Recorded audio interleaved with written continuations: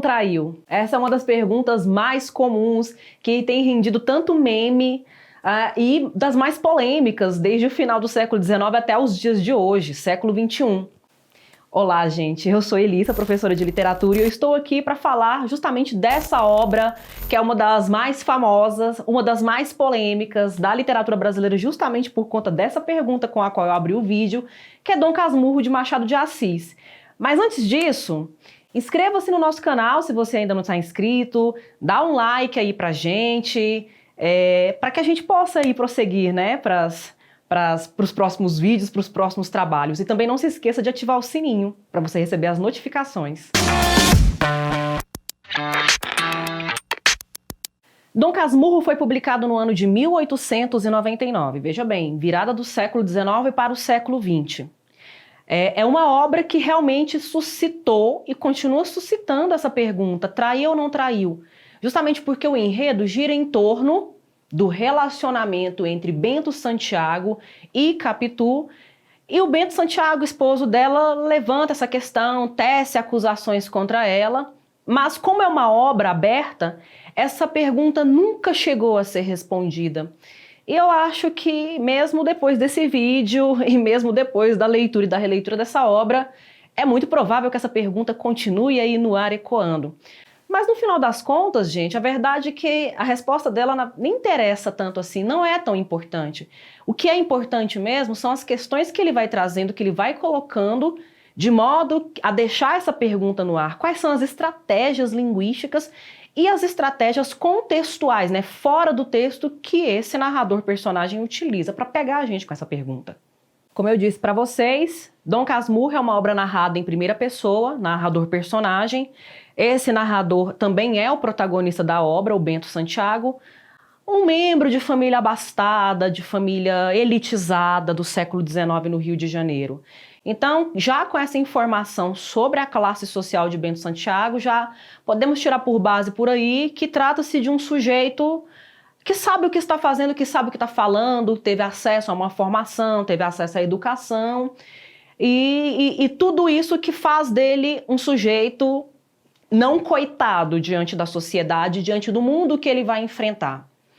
Ele começa o livro, os 2 primeiros capítulos vêm para explicar por que do livro, né? Por que ele resolve fazer o livro, explica o título, né? Dom Casmurro, ele estava numa situação pública, num transporte em que um jovem viria ler seus versos para ele se entediou, cochilou e recebeu esse apelido.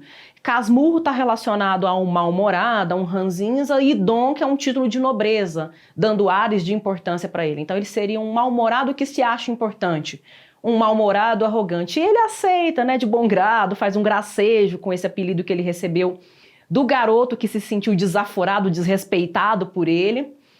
Explica isso, então nós temos um romance que tem também um caráter metalinguístico, porque já desde o primeiro capítulo, né, desde as primeiras linhas, esse narrador-personagem admite que está escrevendo uma obra e admite que está falando com o leitor, né, ele reconhece o tempo todo que está dialogando com a gente, e ele também justifica aí que deseja atar as duas pontas da vida dele, porque no momento da obra, da produção da obra, né, no momento que ele está fazendo essa enunciação, que ele está nos contando essa história, ele já é um idoso, ele já é um senhor de idade, mas ele quer relembrar suas memórias da infância e da adolescência, quando ele conheceu ali no bairro em que ele morava a jovem Capitu, também adolescente, por quem ele se apaixona. Eles começam com uma amizade inocente, mas ele acaba se apaixonando por ela também se apaixona por ele, mas ele enfrenta alguns obstáculos, né, para conseguir realizar esse amor.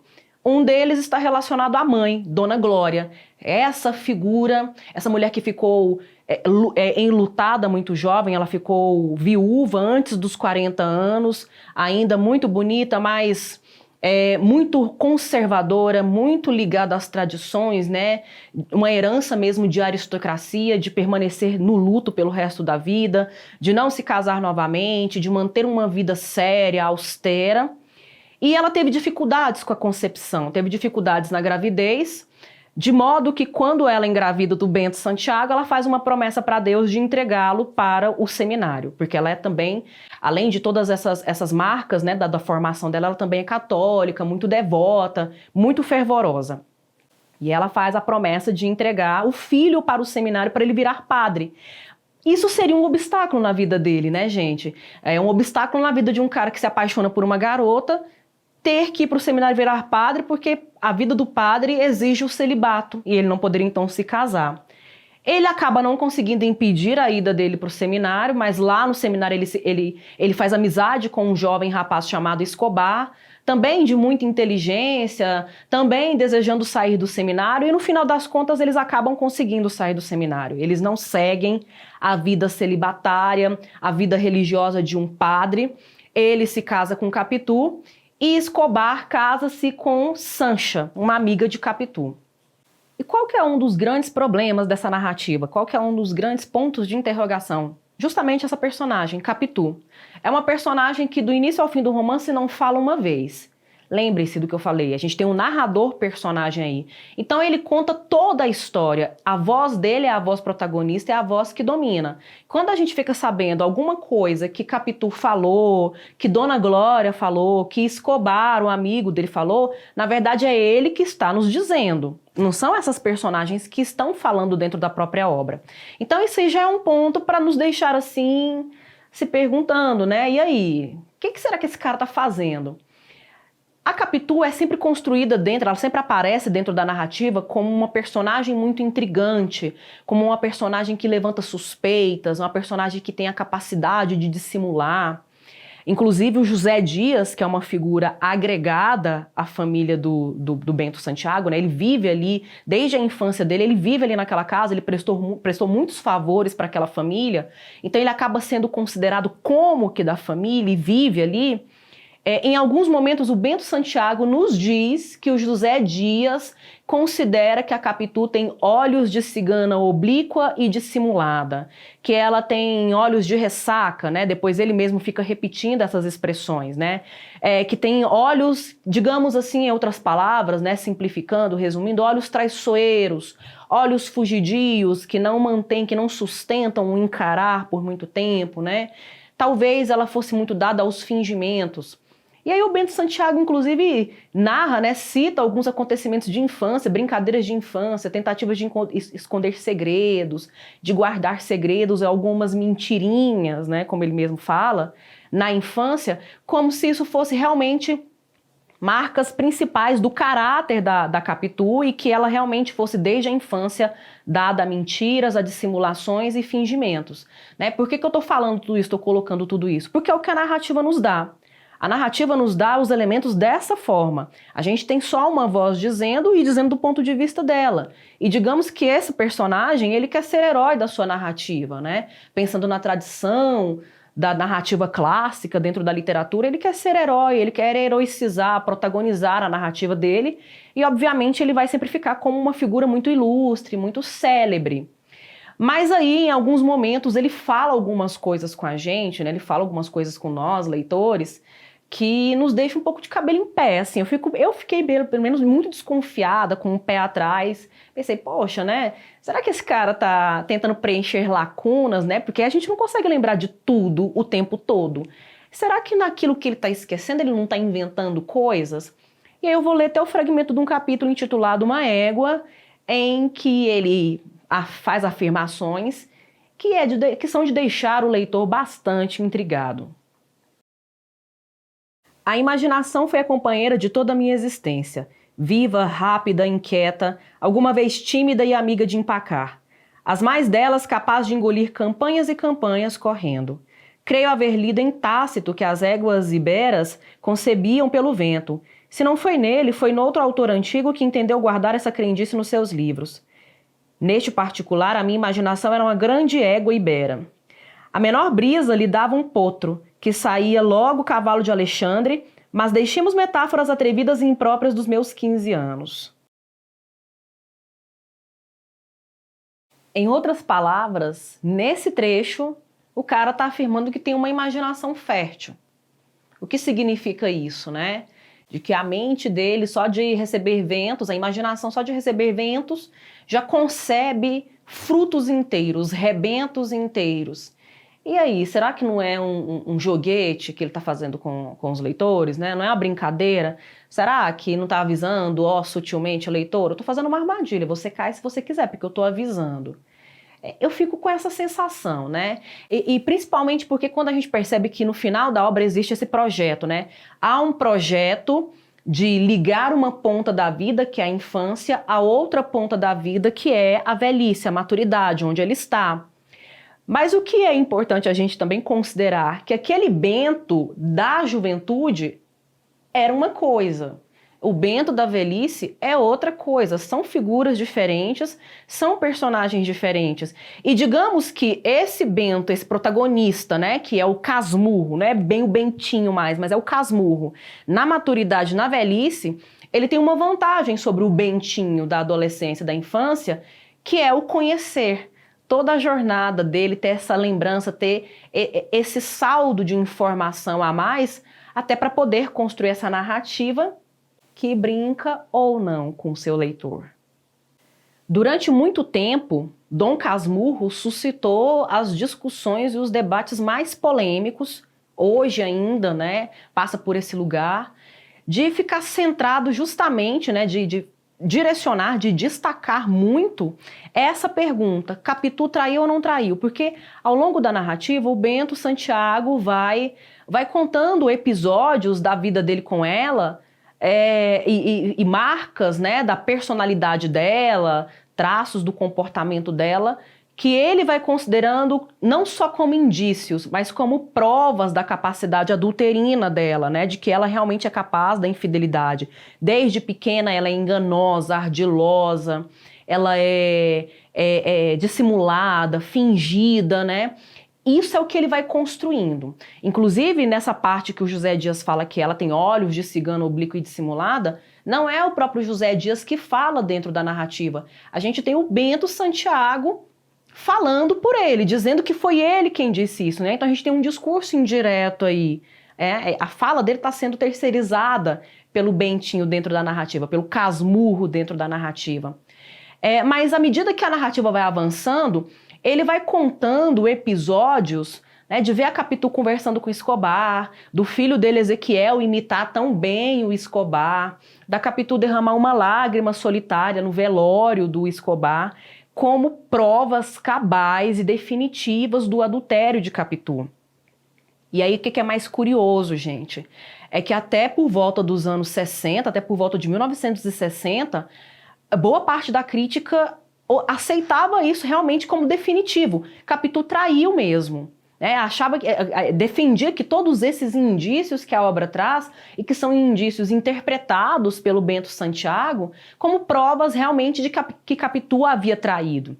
E aí quando a gente analisa, né, essa sociedade que produziu esse tipo de sujeito, né, que tipo de época era essa, transição do século XIX para o século XX, ainda não havia os movimentos feministas, né, como a gente percebe eles eclodindo no século XX, de fato, principalmente no Brasil, né, todas essas reflexões, esses debates. Aí a gente realmente fica pensando, será mesmo que Capitu fez tudo isso? Como que a gente pode afirmar com certeza se de fato a gente não consegue observá-la pontualmente, a gente não pode ouvi-la pontualmente? Até que em 1960, uma crítica estadunidense chamada Ellen Caldwell chama atenção para uma outra chave de leitura desse romance. Ela fala, gente, como assim, né? Acreditar piamente que Capitu traiu ou não traiu, sendo que a gente não tem provas consistentes. O que a gente tem é um depoimento. Se estivéssemos numa delegacia, nós temos o depoimento, ou no tribunal, nós temos o depoimento do acusador. Se estivéssemos dentro de um consultório de psiquiatria, de psicanálise ou psicologia, nós teríamos a confissão, o relato desse indivíduo, desse sujeito.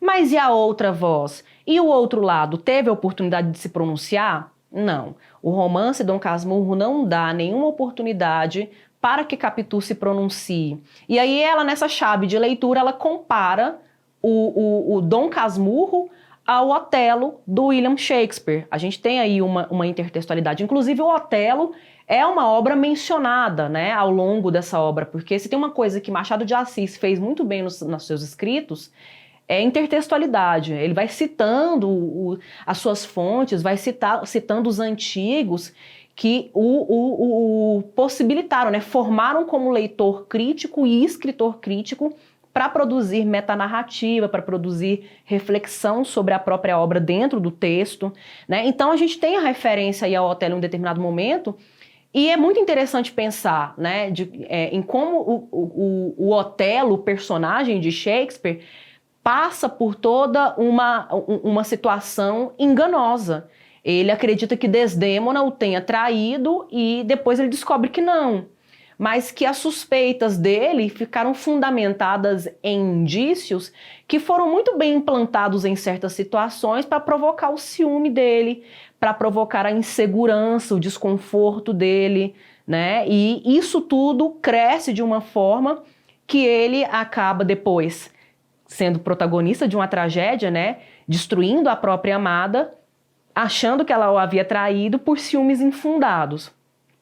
A Ellen Caldwell, então, vai nessa chave de leitura, né, de nos colocar diante desse personagem que muito provavelmente tenha sido fortemente acometido por ciúmes e por conta disso desenvolveu um monte de paranoias, mas diferente do que acontece lá com o Otelo, né, que termina em desgraça por ter matado a própria amada, aqui o Bento Santiago, ele indiretamente também é responsável pelo fim de Capitu, porque ele a manda para o exílio, ela fica completamente sem possibilidades, mas ele, na verdade, não se sente muito culpado por isso, fica parecendo mais que ele está tentando convencer nós leitores de entrar na dele, né, de concordar com ele, é como se ele se sentisse julgado por nós, né, nossa, nós não seríamos capazes de fazer isso.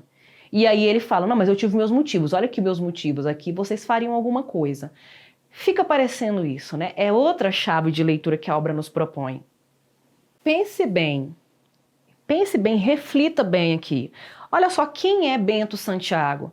É um sujeito elitista, de privilégios muito bem marcados, filho único de uma viúva que ficou muito carente e por isso encheu de mais amores, mas não só de amores, de mimos. Ele teve absolutamente todas as suas vontades atendidas, a gente vai percebendo à medida que ele vai contando a narrativa dele, que em alguns momentos ele chega a ser até voluntarioso, né, caprichoso, quer as coisas do jeito dele e ele consegue. Se não consegue de imediato, ele cria situações para conseguir alcançar os seus objetivos. É um tipo de homem que não conhece o não, ele não sabe o que é o não, sempre tudo muito de acordo com a sua vontade, seu poder e sua autoridade. Você acha mesmo que um sujeito desse, minha pergunta é, né, porque eu fiz essa pergunta para mim mesma, vocês acham mesmo que uma figura dessa ia admitir por um desconhecido qualquer os seus pecados, os seus delitos, os seus equívocos? Desconhecido, no caso, seríamos nós, leitores, né?